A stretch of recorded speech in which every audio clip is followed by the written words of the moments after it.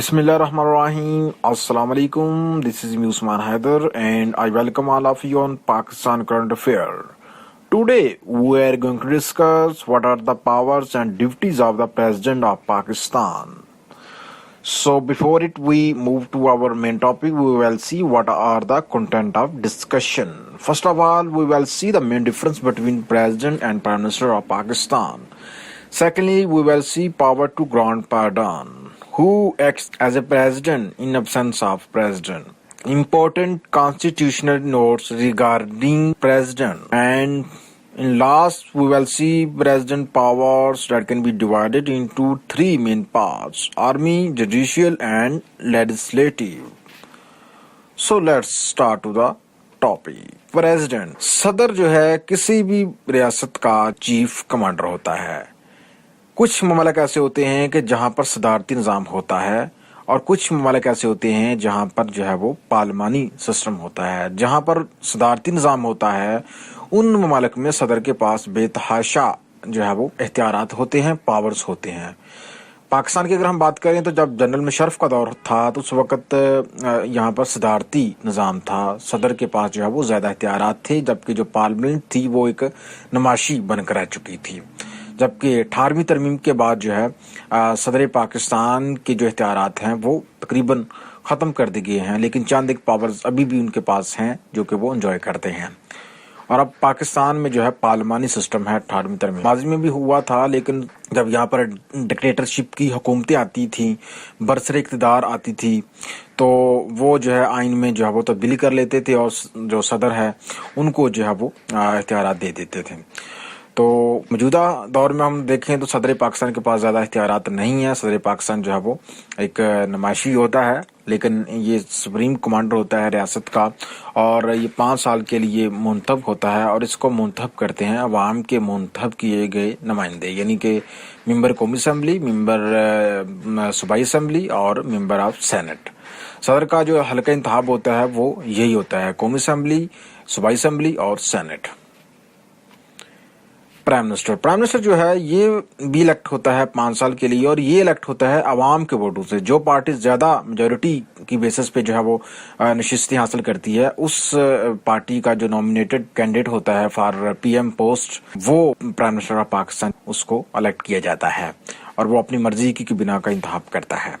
सदारती इख्तियारात हों या ना हों, सदर पाकिस्तान के पास सबसे बड़ी जो पावर है वो ये है कि सदर लोअर कोर्ट्स, मिडिल कोर्ट्स या सुप्रीम कोर्ट्स की जानब से किसी भी हाई प्रोफाइल सजा याफ्ता मुजरम को माफ कर सकता है, बशर्ते कि वो अपनी रहम की अपील जो है सदर के पास भेजे.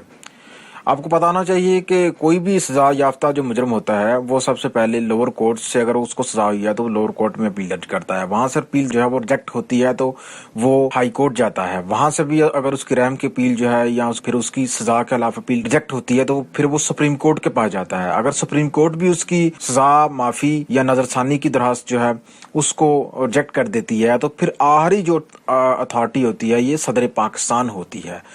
सदर पाकिस्तान के पास अगर उसकी अपील जाती है सजा माफी के लिए, फिर सदर पाकिस्तान के पास इख्तियार है वो या तो उसकी सजा जो है वो माफ कर सकता है या फिर उसकी सजा को उम्र कैद में जो है तब्दील कर सकता है अगर वो सजाए मौत का कैदी है. अब इम्पोर्टेंट नोट्स देखते हैं. आइन का जो आर्टिकल 46 है उसके मुताबिक जो प्राइम मिनिस्टर ऑफ पाकिस्तान है वो जो है बाउंड है कि वो सदर पाकिस्तान को, प्राइम मिनिस्टर ऑफ पाकिस्तान के लिए लाजम है कि वो इंटरनल एक्सटर्नल जो उसकी पॉलिसीज होती हैं उसके हवाले से और उसके साथ साथ मुमकिन तौर पर जो तरमीम के बारे में गवर्नमेंट सोच रही होती है, आईनी तरमीम के बारे में या मुमकिन जो बिल पेश करनी होती हैं मजलिस शूरा में, कौमी असम्बली या सेनेट में, उनके हवाले से भी जो सदर पाकिस्तान को वो इन्फॉर्म रखते हैं. President to act on advice. President जो है वो खुद कुछ नहीं कर सकते. प्रेसिडेंट को जो है वो प्राइम मिनिस्टर या कबीना जो है या हुकूमत जो है वो एडवाइस करती है तो उसके मुताबिक ही प्रेसिडेंट ने जो है वो फर्दर एक्ट करना होता है किसी भी मामले को लेकर. अब देखते हैं कि अगर सदर पाकिस्तान जो है वो फॉर एग्जाम्पल इमरजेंसी में जो है उनकी डेथ हो जाती है या वो बैरूनी मुल्क में चले जाते हैं तो उसके फौरी बाद फिर जो सदर ममलकत के फराइज जो है वो सर अंजाम देते हैं चेयरमैन सेनेट. और अगर चेयरमैन सेनेट भी अवेलेबल नहीं है तो फिर जो है ये फराइज सर अंजाम देते हैं स्पीकर कौमी असम्बली अकॉर्डिंग टू आर्टिकल 41. अब जो मेन टॉपिक की तरफ आते हैं, सदर के पास जो पावर्स हैं वो कौन कौन सी होती हैं. 18ویں ترمیم کے بعد بھی اگرچہ پاکستان میں صدارتی نظام نہیں ہے، پارلیمانی سسٹم ہے، تو اس کے باوجود بھی صدر کے پاس جو پاورز ہیں ان کو ہم دیکھتے ہیں کہ وہ کون کون سی بڑی پاورز ہیں. سب سے پہلے ملٹری پاورز دیکھتے ہیں. تو ملٹری پاورز میں سب سے بڑی پاور یہ ہے کہ صدر جو ہے وہ نامنیٹ کرتا ہے جتنے بھی مسلح افواج کے سربراہان ہیں، ان کی سیلریز اور الاؤنسز جو ہے وہ صدر پاکستان نامنیٹ کرتا ہے on the advice of prime minister of Pakistan. War and peace settlement, صدر کے پاس اختیارات ہے کہ اگر ملک کے اوپر جنگ نافذ کر دی گئی ہے یا پھر امن کے حوالے سے کوششیں کی جا رہی ہیں جنگ کو رکوانے کے لیے یا پیس کی طرف جانا چاہ رہے ہیں ممالک جنگ سے ہٹ کے، تو پھر وہ پرائم منسٹر آف پاکستان کی کنسلٹیشن کے بعد جو ہے وہ پاس پاور ہے کہ وہ اس جنگ یا امن کا قاعدہ ڈکلیریشن کر سکتا ہے. Sending army to other states, بیرون ممالک میں آرمی مشنز بھیجے جاتے ہیں، تو یہ بھی صدر کے پاس اختیارات ہیں کہ وہ بیرون ممالک میں آرمی مشنز جو ہے ان کو وہ بھیجتے ہیں the request of United nation. اب جوڈیشل پاور دیکھتے ہیں کہ صدر کے پاس کون کون سی جوڈیشل پاور ہیں. تو سب سے بڑی تو جو پاور ہے صدر کے پاس وہ یہ ہے کہ صدر جو ہے وہ چیف جسٹس آف پاکستان کا جو انتخاب کرتے ہیں. چیف جسٹس ہائی کورٹس کا انتخاب جو صدر کرتے ہیں. چیف جسٹس صاحبان ہیں جو کہ ہائی کورٹس یا سپریم کورٹس کے ہیں، وہ بھی جو ہے وہ صدر پاکستان جو ہے وہ نامنیٹ کرتے ہیں. ایڈیشنل ججز نامنیٹ کرنے ہوتے ہیں سپریم کورٹ یا ہائی کورٹس میں، وہ بھی صدر پاکستان جو ہے وہ نامنیٹ کرتے ہیں. لیجسلیٹو پاور، فائنل پاور، جیسے کہ میں نے پہلے بھی ذکر کیا کہ 18ویں ترمیم کے بعد صدارتی نظام جو ہے پاکستان سے ختم کیا جا چکا ہے اور صدر کے پاس بالکل بھی اختیار نہیں ہے کہ وہ اسمبلی کو ڈیزولو کر سکے. صدر کے پاس ابھی بھی اختیارات ہیں کہ وہ اسمبلی کو ڈیزولو کر سکتے ہیں، لیکن کب کر سکتے ہیں؟ جب ان کو پرائم منسٹر آف پاکستان ایسا کرنے کو کہتے ہیں.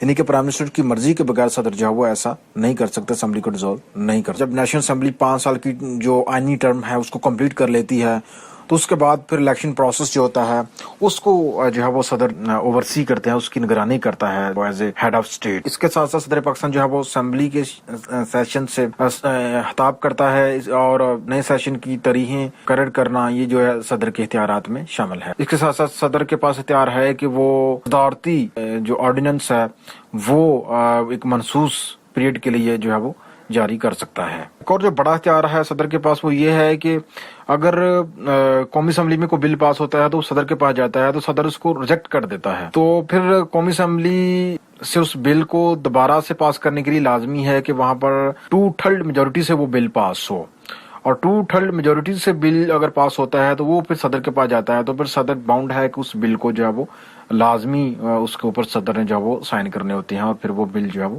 پاس کر دیا جاتا ہے اور وہ لاگو کر دیا جاتا ہے. اور اگر وہ بل جو ہے وہ فیل ہو جائے 2/3 میجورٹی سے پاس ہونے میں اسمبلی سے، تو پھر وہ جو بل ہے وہ اپنی موت آپ مر جاتا ہے، یعنی کہ وہ بل کی جو لائف ہے وہ ختم ہو جاتی ہے.